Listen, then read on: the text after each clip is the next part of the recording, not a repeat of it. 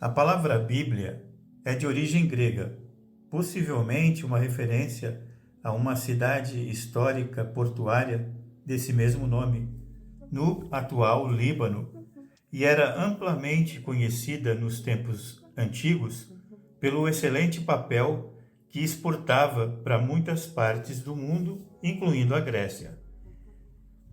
A Bíblia, então, é uma referência ao meio do próprio livro, uma forma estática originalmente concebida para funcionar como um registro do passado e não como um guia para o presente. A palavra hebraica para a Bíblia é Torá. Vem da mesma raiz da palavra orá, e ela tem o sentido de instruir, implicando um sentido mais dinâmico de relevância contemporânea. Entendido como tal, a Torá serve não apenas como um livro de história antiga, mas, mais importante ainda, como um manual de instruções para a vida. Alguns sábios ensinam que embora a Torá tenha sido formalmente dada lá no Monte Sinai, ela antecede esse evento revelador e até precede a criação do mundo. O santo, bendito seja ele, olhou para a Torá e usou-a como um modelo para criar o universo. Como tal, a Torá fornece um modelo metafísico para a compreensão das propriedades e do propósito do mundo e, por consequência, da existência humana. Ao estudá-la, entramos em contato direto com os elementos fundamentais da própria criação. A Torá não é, portanto, uma mera peça de literatura. Em vez disso, é um guia e deve ser estudado adequadamente. Da mesma forma que uma pessoa não tentaria operar máquinas complexas sem primeiro consultar o manual do utilizador, a jornada da vida e da existência humana num mundo infinitamente complexo requer o seu próprio conjunto de instruções para uma experiência completa. Seguindo esta linha de pensamento, pode-se perguntar, e com razão, se a Torá é um manual de instruções para a vida, por que inclui tantas histórias e relatos de histórias? Por que não fornecer apenas uma lista de mandamentos, instruindo-nos sobre o que fazer e o que não fazer, o que comer, o que não comer, etc. O que acontece é que estas histórias não são apenas contos de personagens ou eventos passados.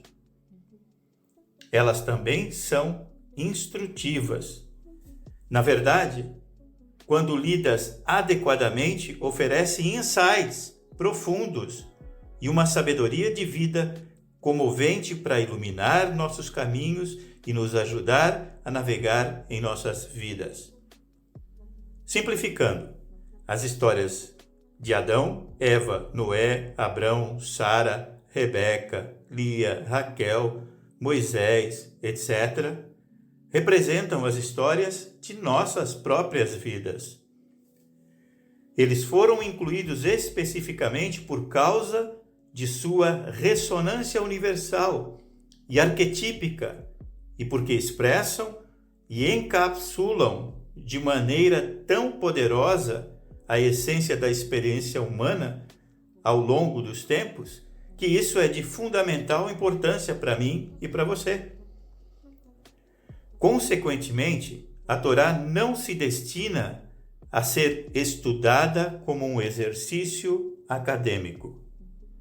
Por mais informativo que seja o estudo crítico, ler apenas a Torá dessa forma seria contornar a sua função principal, que é ser uma força transformadora e orientadora nas nossas vidas, e não apenas um fóssil da antiguidade.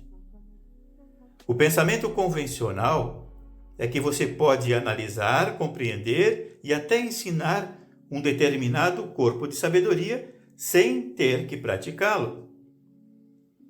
Você pode, portanto, ser um acadêmico respeitado, considerado um especialista de alguma forma, em alguma área, sem nunca ter sido realmente um profundo conhecedor prático das verdades contidas na Torá. A Torá é um guia, não um tratado puramente teórico, destinado apenas ao estudo acadêmico. Sua sabedoria primária não está em acumular ideias, mas em orientar o comportamento, a vida e a prática do dia a dia. Deuteronômio 5:1 diz assim: E chamou Moisés a todo Israel e disse-lhes: Ouve, ó Israel, os estatutos e juízos que hoje vos falo aos ouvidos. E aprendê-los-ei, e guardá-los-ei, para os cumprir. Portanto, qualquer pessoa que não esteja envolvida no cumprimento das instruções da Torá é considerada como também não tendo se envolvido em aprendê-las.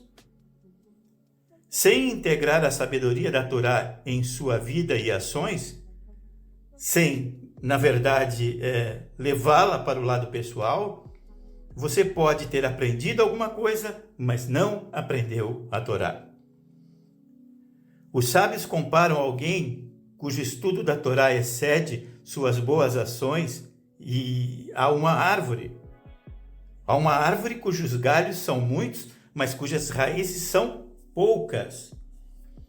Essa árvore será, sem dúvida, arrancada pelo primeiro vento, tornando-a vulnerável e pouco provável que se sustente por tempo suficiente para dar frutos. A sabedoria da Torá foi projetada para centrar a pessoa, tanto corpo como alma, dentro de um mundo confuso e muitas vezes contraditório de incerteza moral. Se tomada puramente como conhecimento e teoria, a Torá não terá o efeito pretendido, que é ancorar-nos numa vida espiritual enquanto navegamos no mundo material. Afinal, não é o conhecimento em si que nos torna pessoas melhores, mas como e quando agimos e atualizamos esse conhecimento. Este é o segredo da árvore da vida. A principal preocupação da Torá não é como e quando o mundo foi criado, mas por que e com qual propósito. João 1:1. No princípio era o Verbo, a Torá, e o Verbo, a Torá, estava com Deus, e o Verbo, a Torá, era Deus. Ele estava no princípio com Deus. Todas as coisas foram feitas por ele, e sem ele, nada do que foi feito se fez. Versículo 14. E o Verbo, a Torá, se fez carne e habitou entre nós, e vimos a sua glória como a glória do unigênito do Pai, cheio de graça e de verdade. Meus queridos, o Verbo, a Torá, é o próprio Jesus, a árvore da vida. Shalom.